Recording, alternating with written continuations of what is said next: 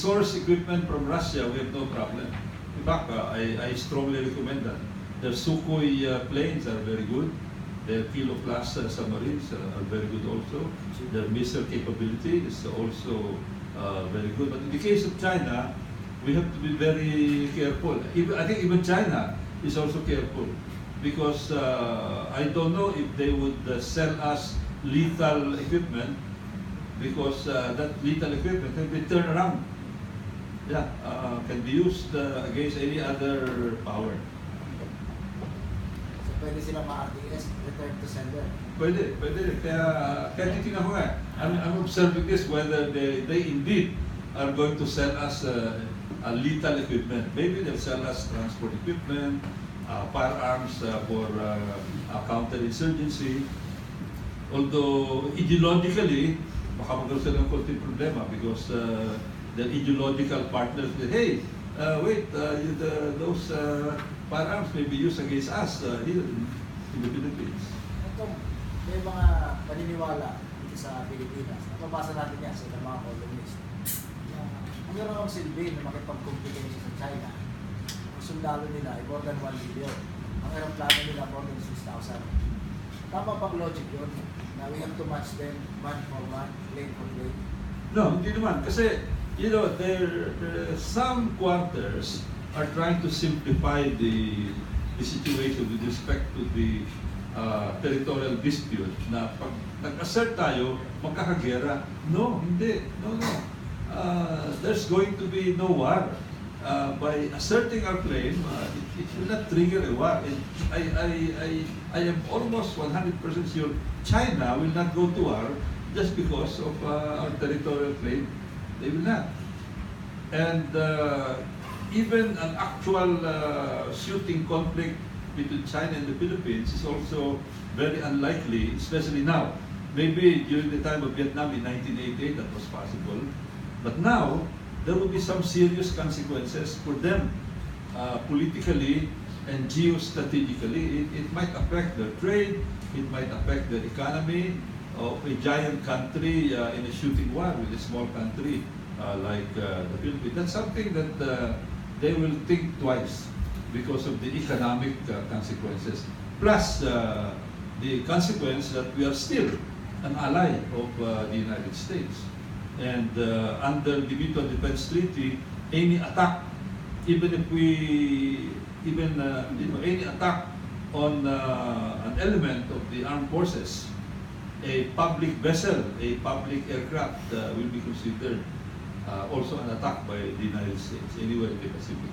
They will consider that as a trigger to assess whether it is mandatory on their part to also help the Philippines. Magkano ang kailangan at ano ang kailangan ng Philippine Defense Department para ituring tayong poisonous ring na lang ng China? Well, depending on the kind of equipment that we will have,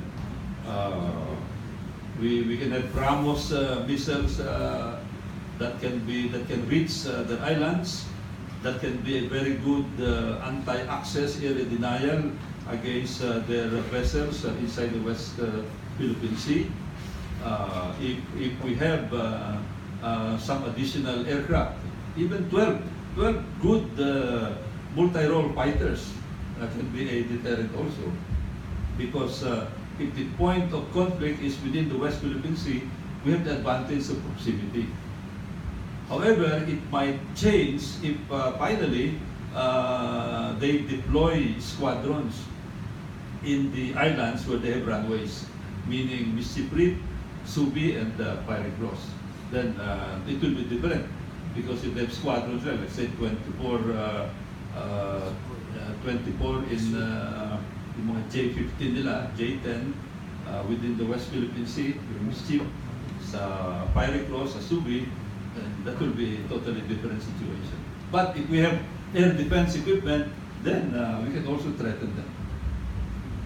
Sir, excuse me, can I talk? So yung parang yung brigade then, and also if we can develop the swarm strategy, that's like what Iran is doing in the Persian Gulf. They have missile boats there, and those missile boats, the US Navy in spite of their bigness, is also worried about the missile boats of Iran. Sir, meron lang akong katanungan doon. During the devastating of US Ano? embassy, During the devastating yung pag-alis po ng US, ng US sa naval base. Meron, andun po ako no last year, 2 years na palis ng US naval base. In fact, I'm one of the security inside the US naval base of reliable security agency. During that time, ang trainer namin dyan, hindi pa general yun eh. General Ruiz, hindi po ako nagkakamali. Marines. He was a Marines in Mindanao. And then we trained basically ng federal doon sa loob. And then I was assigned in the naval mag during that time. But ang tanong ko sir is totally ba iniwan ng US ang naval base? I think there's a top secret inside the naval base na hindi nyo alam. Wala na silang control doon eh. Oo.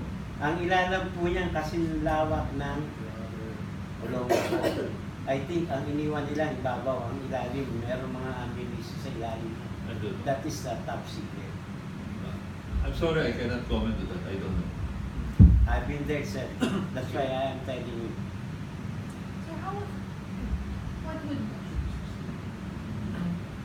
in terms of beefing up our military, do you think that we should have a stronger Navy, a much stronger Air Force than what we have now? Well, definitely.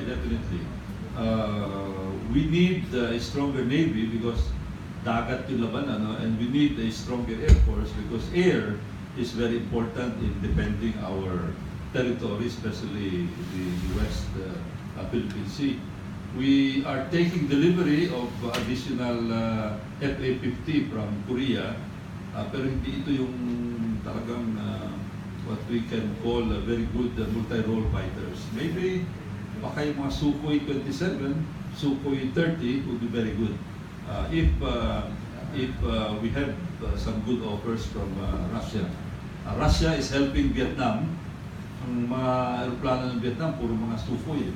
Sukhoi 27, Sukhoi 30.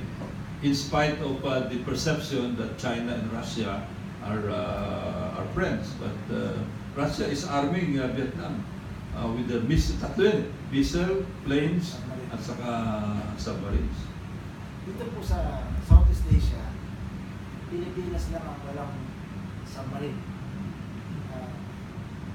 Dahil baka mahal yan, mga Gat-11 class at saka yung mga Kilo class, yung mga submarine. Ito ba effective para sa deterrence namin? Yung 6 na kilo class submarines, ang price tag niya mga $3.8 billion. Yung 6 na yun. So, and these are very good asymmetric. Pag mahusay ang gamit niya, nakatago sa ilalim ng dagat. So the other forces will have to contend. Dahil that they can be lethal. No? If you are let's say a destroyer commander or even the aircraft carrier, the Liaoning, you would not want to be going in an area where there are hostile submarines hovering in the area. Very dangerous, very dangerous. And I think that's exactly the strategy of Vietnam. Yung submarine warfare is not yet an exact science. Tama ko ba yun? Well, wala namang exact science sa mundong ito ngayon. Ano yan defense and offense. The submarine is also worried about, let's say, the P-3 Orion up there in the air or the P-8 Poseidon that can detect the presence of the submarine, or anti-submarine warfare ships that are also continuously trying to scan the area. So, at the same time, if you are, as I said, a surface commander, the commander of the aircraft carrier or the escorts, you're also worried about the presence of a submarine. In fact, if a submarine is present, nakakatakot yan if you are the naval commander. I noticed that the information I have, when the Liaoning sorted out into the West Pacific area, walang kasamang submarine escort. That is the report that I got. So, sabihin, hindi pa nila na-perfect yung aircraft carrier operation. So, vulnerable yun. Liaoning is very vulnerable. In fact, in an active shooting conflict, it will be one of the principal targets. Kung $3.8 billion ang anim, hindi ito mahal. Katumbas na rin ang 2 taong pinamigay ng DSWD sa conditional gas transfer. We cannot compare, kasi siyempre, kailangan din yun. Yung conditional cash. Ako, I'm a believer in the conditional cash transfer. It has worked well in other countries. I think it will work well here in terms of vaccination, in terms of encouraging parents to send their children to school. Malaking benefit sa atin yan. But pagdating sa dito, no, talagang if Vietnam can do it, Vietnam has a GDP of about $200 billion. Our GDP is much higher. If Vietnam can do it, because they're very particular about defense, they know the importance of defense because of their history. They understand it. At the same time, they understand diplomacy. If they can do it, I think we can also do it. To have that kind of capability. The only problem is that in the case of Vietnam, they've done it continuously. Tuloy-tuloy, parang sa pamilya, tuloy-tuloy yung pag-apportion mo ng budget for, let's say, your vehicle. Dahan-dahan, in-maintain mo. Pero in the case of the Philippines, we neglected the development of our defense capability for so many, not just years, but decades. So, bigla tayong mag-i-step up. So, ang laking budget ang kailangan kagad natin. Wala pong mga available financing sa kanya? Merong yung mga supplier, no? Suppliers credit. When I was the NSA, and then later when I became a congressman, we were considering the possibility of financial engineering to accelerate the development of our AFP. In fact, the finance secretary at that time already thought of it. He was designing a financial package. When I was a congressman, we sat down with Budget Secretary Andaya, so that instead of buying equipment on an installment basis or staggered basis, the strategy then was to buy a lot of equipment and then pay on an installment basis through financial engineering. And to me, that's doable. That's doable. So let's say you allocate $10 billion. So instead of $10 billion being apportioned annually over so many years, you buy it immediately and then you apportion the repayment on an installment basis. Just like when families buy a car. Instead of saving, let's say, 1.5 million pesos for a car, and then the only time you'll buy is when you already have the 1.5, you borrow and then repay the loan. And we can do the augmentation of our defense capability that way. Pwede po bang mag-leapfrog ang Pilipinas sa makabagong teknolohiya? Wala tayong Gen 3, wala Gen 4. Doon sa generation 5th generation fighter plane. Maraming sabi nila, mahirap daw lumundag ng ganyan. No? That was the principal justification for the FA-50. Sabi nila, kailangan muna for training. But then I said, instead of spending 18 billion pesos for the 12 FA-50, pwede naman siguro na we bought something less expensive and then allocate part of the 18 billion for training. You can do the training in the States and use their training equipment there, training planes there. Allocate a few billion pesos for training there. So, instead of, dito kasi sino magte-train dito? Nagkaroon na tayo ng gap, no? Na yung jet age ng Air Force nawala for so many years after the retirement of the F-5s. yung ano,